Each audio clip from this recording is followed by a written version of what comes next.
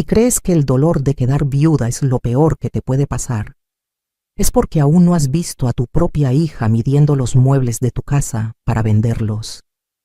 Arturo, mi esposo, había fallecido hacía apenas 3 meses. Nuestro hogar, una casa amplia con un jardín que él mismo cuidaba, se sentía inmensamente silencioso. Fue entonces cuando Alba, mi única hija, decidió mudarse conmigo bajo el pretexto de que yo necesitaba compañía. No vino sola, trajo a su esposo, Héctor, y varias maletas pesadas. Desde el primer día noté el cambio. Alba no actuaba como una hija consolando a su madre, sino como una nueva propietaria inspeccionando su territorio. Empezó a reorganizar mi cocina, tirando mis especias y cambiando de lugar mi vajilla sin preguntarme. Cuando se lo mencioné, me miró con una mezcla de lástima y superioridad. Mamá, a tu edad es mejor tener las cosas prácticas. Además, te ves muy cansada. Yo me encargo de todo ahora, respondió, palmeando mi hombro como si yo fuera una niña pequeña. Yo tenía 62 años. Estaba de luto, pero mi mente funcionaba con la precisión de un reloj. No discutí, simplemente preparé mi té y la observé desde la mesa del comedor. Héctor, por su parte, se paseaba por la sala evaluando los cuadros y el televisor nuevo. Su actitud me dejó claro que no estaban allí para cuidarme, sino para acomodarse. Esa misma noche, mientras pasaba por el pasillo hacia mi habitación, escuché a Alba murmurar por teléfono con alguien. Mencionaba que yo estaba demasiado frágil y que pronto necesitarían llamar a un amigo suyo para evaluar la situación. La primera señal de que alguien quiere controlarte no es un grito, es hacerte dudar de tu propia memoria. Un martes por la mañana, me preparé para ir al supermercado. Busqué mis llaves en el cuenco de cerámica junto a la puerta, donde las había dejado ininterrumpidamente durante 20 años.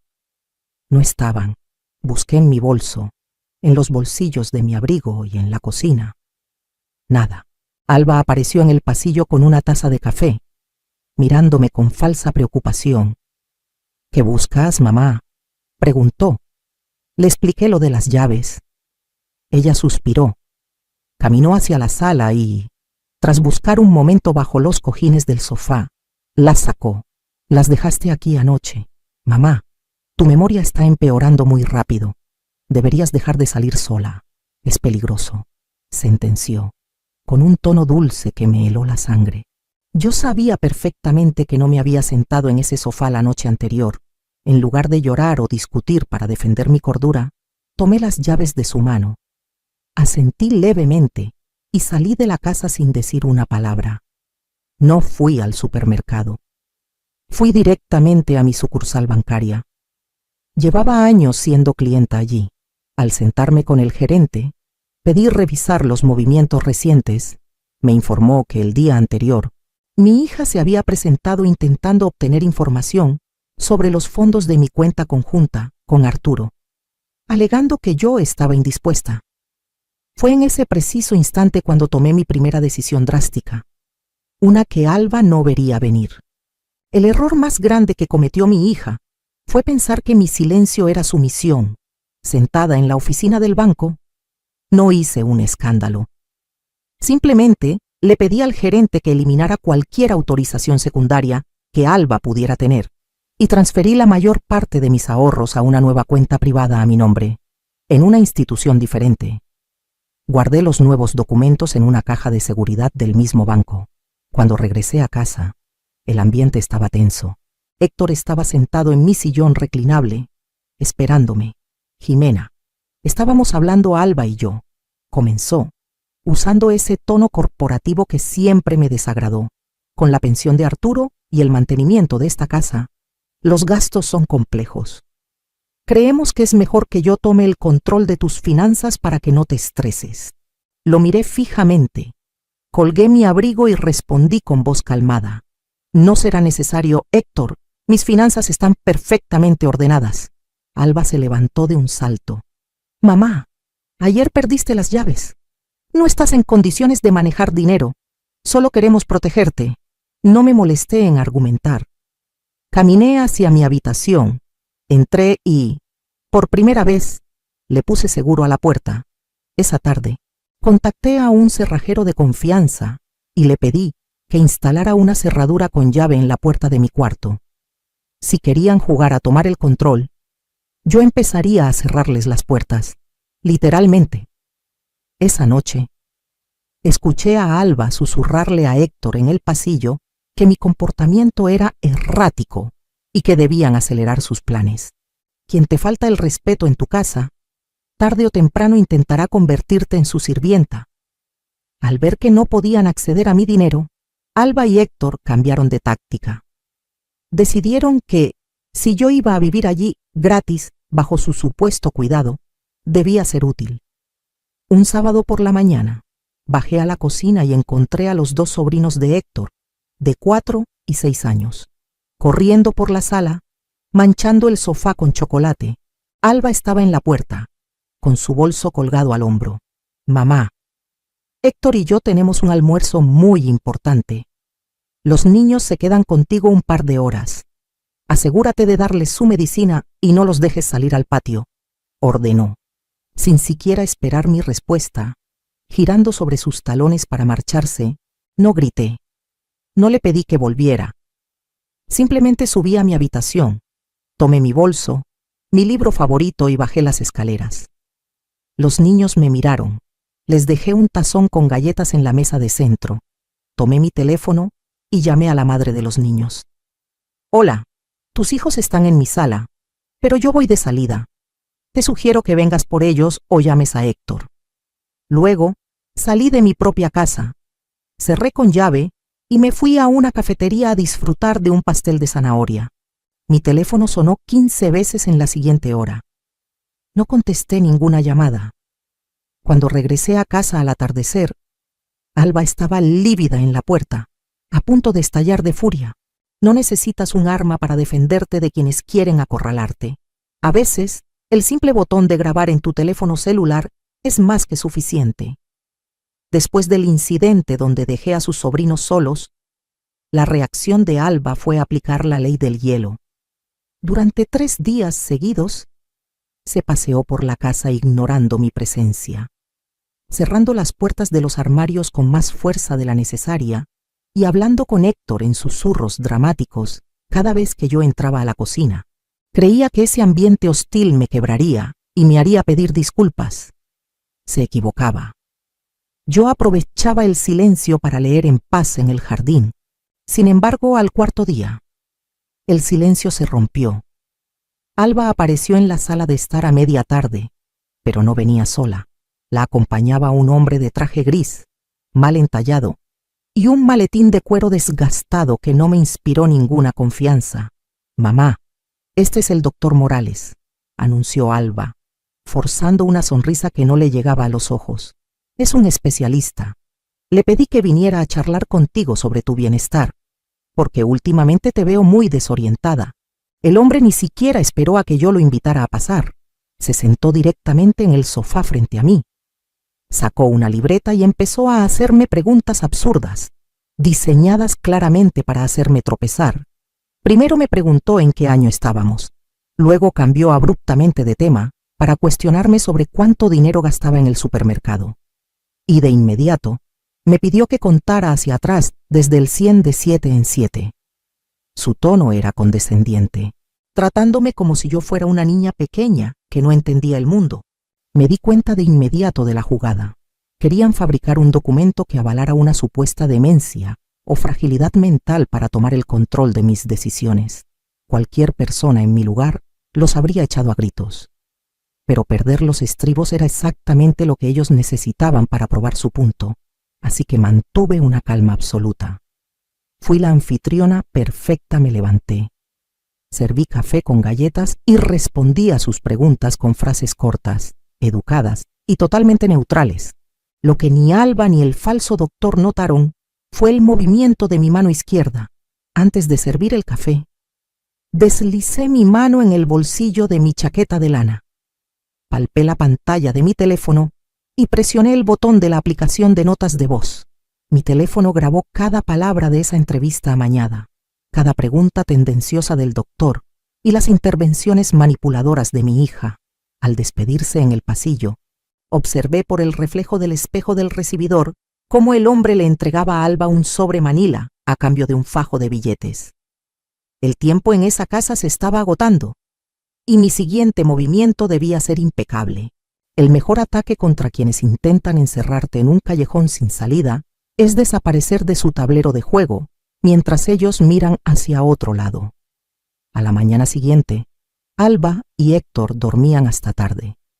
Aproveché el silencio. Me vestí con cuidado. Pedí un taxi desde la esquina de la calle y me dirigí a una de las clínicas neurológicas más prestigiosas de la ciudad.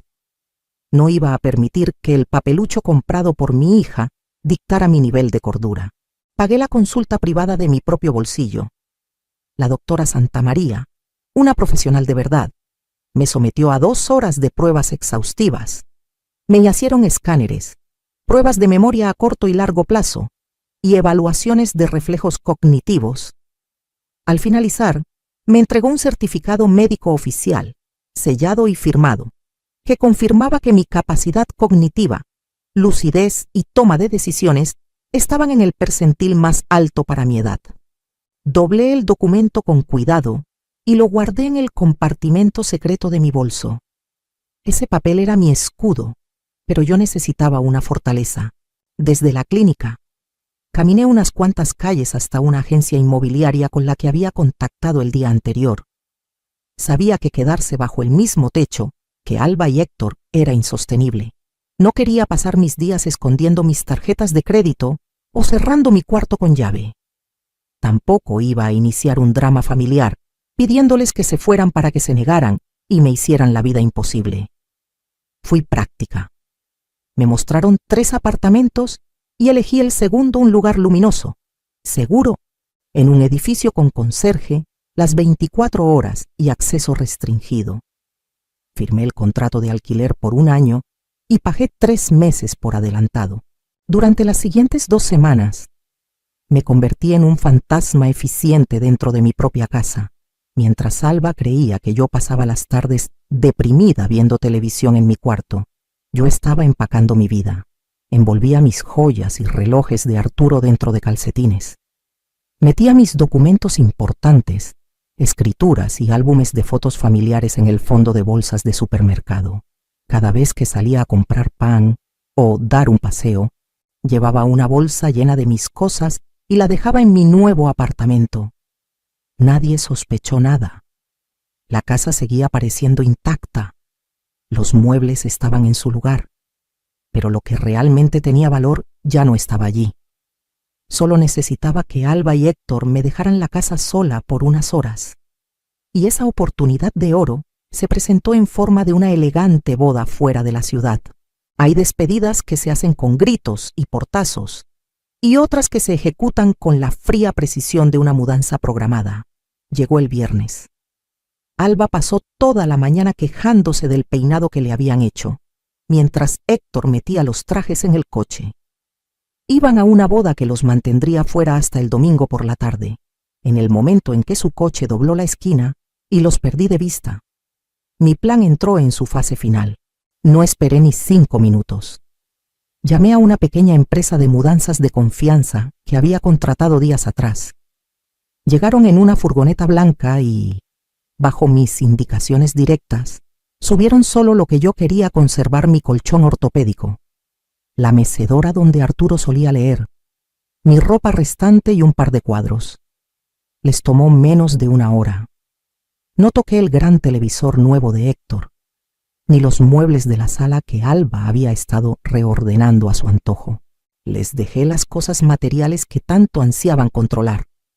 Antes de cerrar la puerta, caminé por el pasillo vacío una última vez. Sentí una punzada de nostalgia por los años vividos allí con mi esposo, pero me recordé a mí misma que esta casa ya no era un hogar, era una trampa en la isla de la cocina. Dejé un sobre blanco a la vista. Dentro estaba mi juego de llaves de la casa. Sobre el sobre, dejé una nota escrita a mano, muy breve y sin una sola gota de emoción. He decidido mudarme a mi propio espacio. El control de esta propiedad pasa a la agencia inmobiliaria a partir del lunes. Tienen 15 días para buscar otro lugar donde vivir y desocupar la casa. Jimena. Llegué a mi nuevo apartamento justo cuando empezaba a entardecer. Los operarios ya habían dejado mis cosas y se habían marchado. Desempaqué mi taza favorita. Preparé un té de manzanilla y me senté en el sillón junto a la ventana. El silencio aquí no era opresivo. Era un silencio de libertad. Un espacio donde nadie me iba a cuestionar si olvidaba dónde puse las llaves. El domingo a las 7 de la tarde, mi teléfono comenzó a vibrar frenéticamente sobre la mesa de centro. La pantalla se iluminó con la foto de Alba. La llamada se cortó. E inmediatamente entró otra. Luego, un mensaje de texto de Héctor. El pánico se había apoderado de ellos al encontrar la nota y la casa vacía de mi presencia. Observé la pantalla parpadear. Tomé un sorbo de mi té y, con un movimiento tranquilo de mi pulgar, puse el teléfono en modo avión. La verdadera partida apenas comenzaba para ellos, pero yo ya había ganado mi paz. Cuando un parásito pierde a su huésped, la desesperación lo vuelve torpe. Al darse cuenta de que me había ido, de que la casa estaba a punto de venderse y de que no tenían acceso a mis cuentas, Alba entró en pánico. Se negaba a perder su estilo de vida gratuito. En su desesperación, intentó ejecutar el plan que había preparado con el falso médico. Unos días después de mi mudanza, el conserje de mi nuevo edificio me entregó un sobre certificado. Era una notificación oficial. Alba había solicitado una audiencia administrativa de tutela de emergencia, alegando que yo había abandonado mi hogar en un estado de confusión mental severo y que representaba un peligro para mí misma. Quería que una autoridad la nombrara mi tutora legal para poder congelar mis bienes y anular la venta de la casa. Leí el documento sentada en mi balcón, sintiendo el sol en el rostro.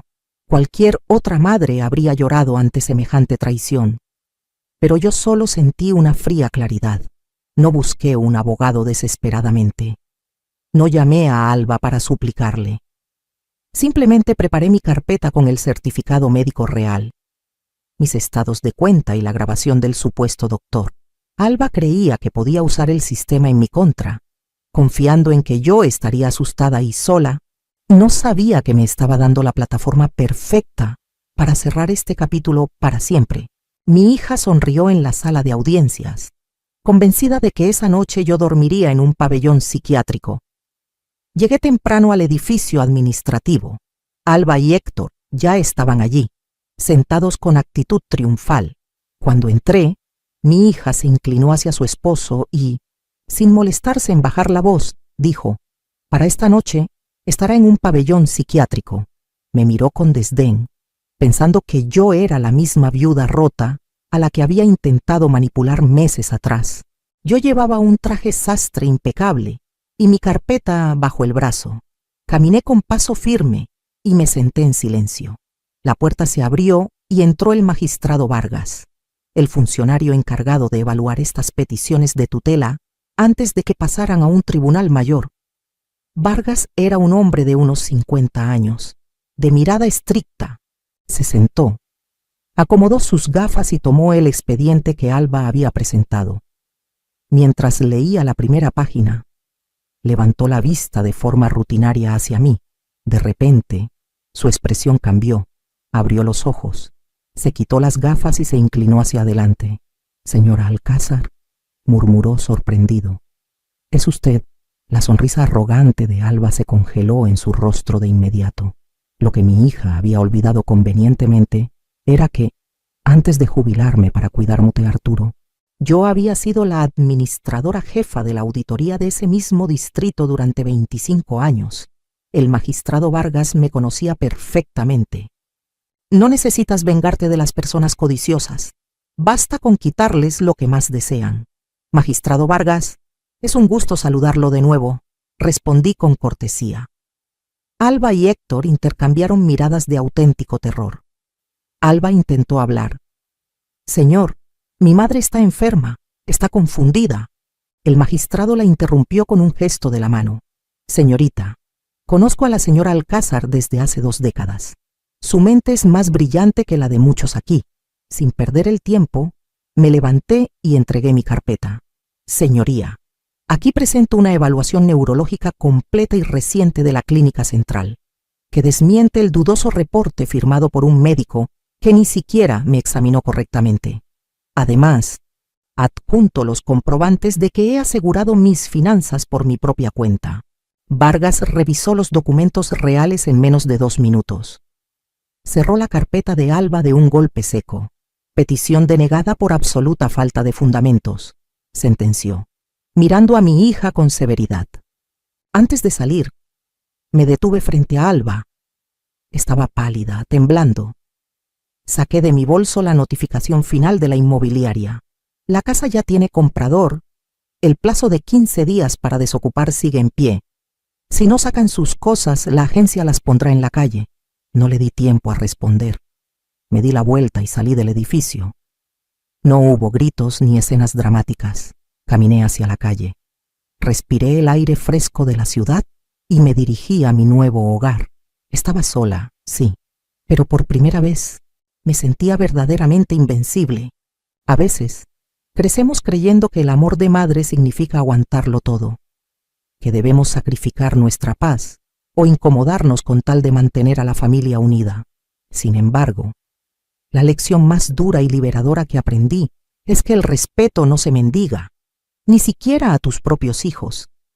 No hace falta alzar la voz, entrar en discusiones desgastantes o buscar venganza para defender tu dignidad. A veces, el acto más poderoso de amor propio es poner un límite en absoluto silencio, tomar el control de lo que es tuyo y marcharte. Envejecer y quedar sola no significa volverse invisible, inútil o débil. Al contrario, te da la sabiduría suficiente para saber exactamente cuándo levantarte de una mesa donde ya no te están sirviendo respeto y tener el valor de construir una nueva para ti misma.